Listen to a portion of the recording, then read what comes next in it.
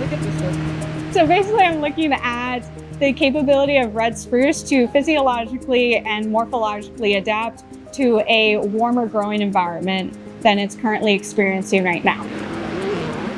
It's a really interesting species, not only because it's kind of a relic species or kind of a remnant of the older historical like Appalachian forests, but it also acts as a very integral refuge for a lot of different wildlife species.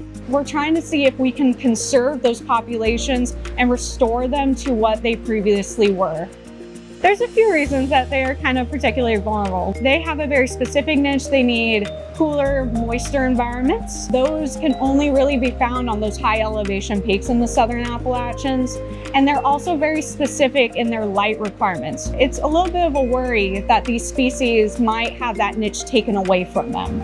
So that's kind of why we're looking into this, to see if there's a certain seed source or a certain kind of treatment that this species could be grown in that would kind of restore them and conserve them in those locations that they're found in the southern Appalachians. We want to see these sky islands persist, and not only persist, but thrive in those areas.